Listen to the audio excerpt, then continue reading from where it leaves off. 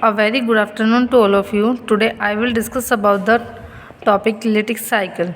A lytic cycle is a reproductive cycle of virus. So firstly, I would like to talk with you that what is lytic cycle? A type of viral reproduction mechanism that results in lysis of infected cells.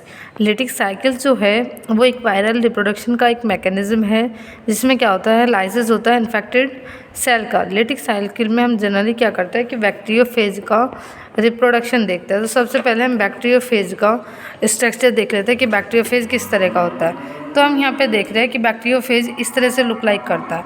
ये polyhedral head होता है इसका, ये collar होता है, sheath, hollow spike होता है, extend from head to base plate, और यहाँ पे 6 टैल होते हैं बेस प्लेट से जो कि अटैच होता है टैल फाइबर, जो कि एक हेक्सागोनल प्लेट है, उससे ये अटैच होता है। ये है बैक्टीरियोफेज की डायग्रामेटिक स्ट्रक्चर। इसके अंदर ये जो पॉलीहेड्रल हेड है यहाँ पे क्या होता है, डीएनए प्रेजेंट होता है। अब हम बात करते हैं लिटिक साइकिल की। तो लिटिक साइकिल जैसे मैंने अभी बताया है एक वायरस रिप्रोडक्शन का मैकेनिज्म है जिसमें क्या होता है कि जिस सेल को बैक्टीरियोफेज अटैक करता है उस सेल का लाइसिस करता है, उस सेल को ये ब्रेक डाउन कर देता है। It is also called as vegetative life cycle. Virulent bacteriophage causes the death and destruction of host bacterium.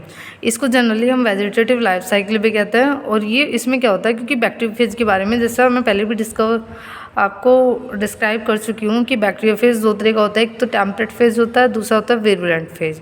तो जो विरुलेंट फेज है मीन्स डिजीज कॉजिंग फेजेंट कह सकते हैं इसको जनरली, या ये कैसा है कि इन्फेक्शन कॉज करेगा, cause the death and destruction of host bacterium. वो होस्ट जो बैक्टीरियम है जिसको अटैक कर रहा है उसकी या तो डेथ कॉज करेगा या उसमें डिस्ट्रक्शन कॉज करेगा। In this viral DNA makes its own copies and proteins and synthesis new viral particle. इस प्रोसेस में क्या होता है कि जो वायरल का डीएनए है वो अपने क्लोन तैयार करता है, प्रोटीन तैयार करता है और सिंथेसिस करता है नए वायरस पार्टिकल की। अब हम देखते हैं कि लिटिक साइकिल में जनरली कितने फेज़ होते हैं। तो लिटिक साइकिल में जनरली 4 फेज़ मिलते हैं और डिफरेंट टाइप की बुक्स में डिफरेंट टाइप का ये लिटिक साइकिल हमें देखने को मिलता है। इसमें सबसे पहला जो फेज़ है वो है penetration phase. In this penetration phase here 2 steps occur.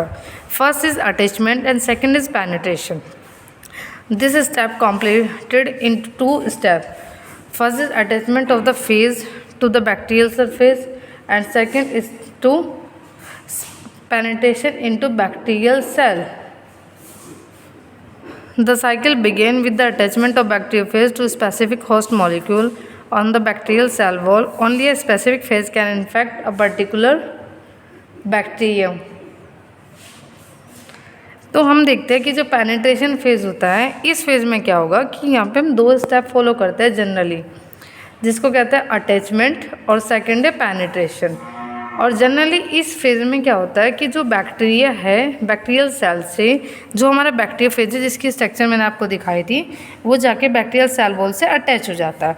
ये हो गया हमारा first step. Bacteriophage attach to the specific host by the tail fiber, by the help of tail fiber. Next हम देखते हैं कि phage DNA penetrate into the bacterium. अब जो कि फेज का जो डीएनए है यहाँ पे ये क्या करेगा, एक एंजाइम रिलीज करता है जिसको कहते हैं लाइसोजाइम। यहाँ पे लाइसोजाइम के रिलीज आउट होने से फेज का जो डीएनए है वो क्या हो जाएगा, इंटीग्रेट हो जाएगा बैक्टीरिया के अंदर। और ये जो पार्ट बचेगा बैक्टीरिया फेज का डीएनए को छोड़ने के बाद में इसको हम जनरली घोस्ट कहते हैं, GHOST, घोस्ट। नेक्स्ट हम देखते हैं the phage particle secrete lysozyme, जैसा मैंने अभी आपको बताया भी है, enzyme which dissolve the bacterial cell. Lysozyme can dissolve the muramic acid complex, muramic acid peptide complex of bacterial cell wall. ये क्या होगा, जैसे मैंने अभी आपको बताया था कि लाइसोजाइम सिक्रेट करेगा जो डिजोल्व कर देगा बैक्टीरियल सेल वॉल को।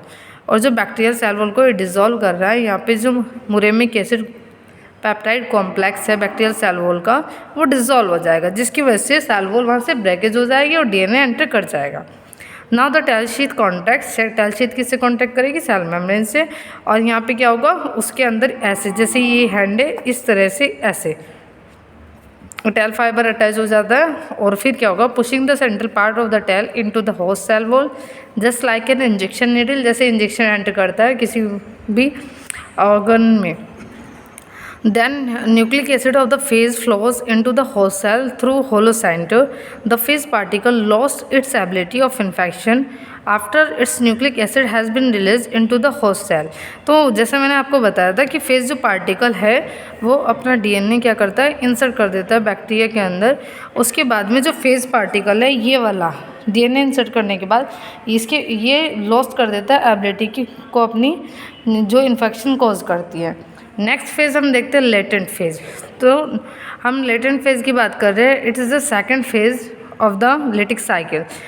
In this now the phage DNA give rise nucleus enzyme. अब बच्चों फेज डीएनए क्या करेगा, एक एंजाइम रिलीज करता है जिसको कहते हैं न्यूक्लियस एंजाइम। न्यूक्लियेज का मतलब है न्यूक्लिक एसिड को जो तोड़ने वाला है उसको कहते हैं nuclease.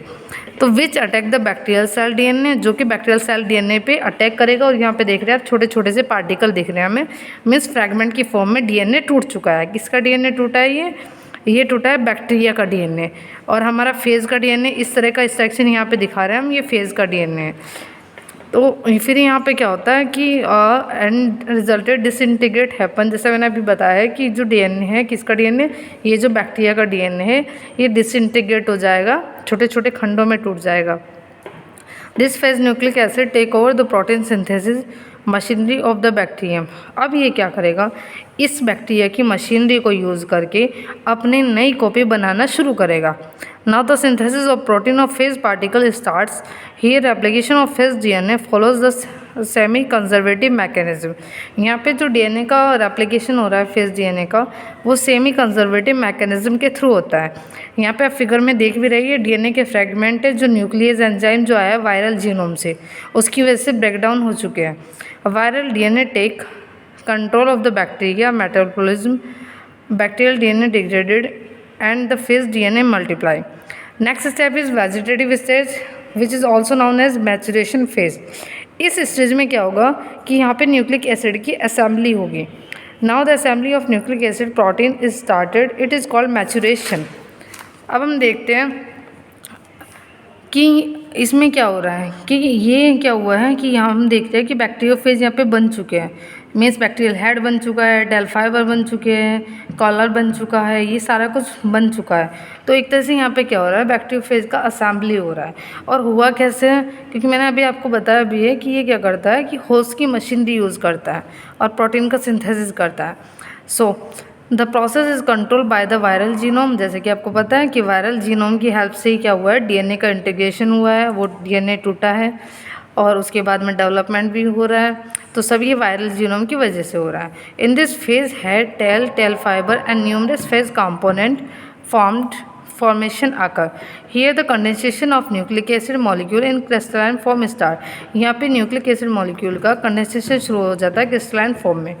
Then protein subunit aggregate around the DNA to form the head. Wheel assembly of tail start. Then tail fiber gets attached to the base of the head. At last the fiber tails are attached to the end plate. अब हम lastly देखते हैं कि यहाँ पे bacteriophage की structure form हो चुकी है, टेल फाइबर बन चुका है, न्यूक्लिक एसिड फॉर्म हो चुका है और हम देख रहे हैं हेड भी बन चुका है। तो इस स्टेप जो कि थर्ड मोस्ट इम्पोर्टेंट स्टेज है इसका, इसमें क्या होता है, असेंबली होती है। मीन्स बैक्टीरियोफेज रेडी होता है। कैसे रेडी होता है कि ये क्या करता है, होस्ट की मशीनरी को यूज़ करके यहाँ पे अपने आप को तैयार करता है, अपने क्लोन बनाता है। Phage compound are assembled into new virus particle. Then last stage is lysis and release.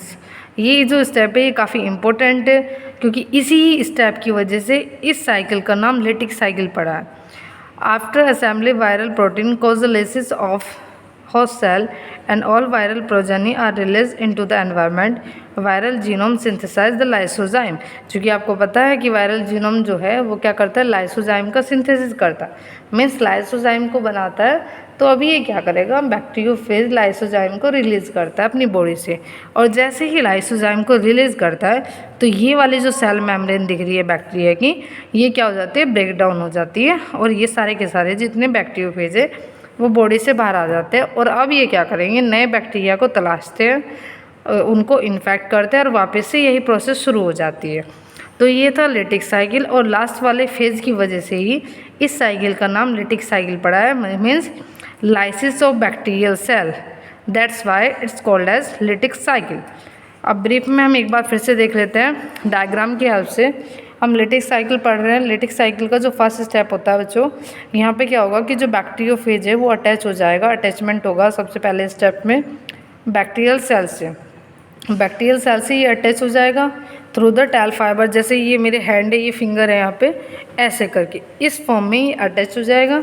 Then हम देखते हैं कि जो बैक्टीरियोफेज है ये एक एंजाइम रिलीज करता है, उस एंजाइम को कहते हैं लाइसोजाइम, जो क्या करता है बैक्टीरिया की सेल मेम्ब्रेन को डिग्रेड करने का काम करता है।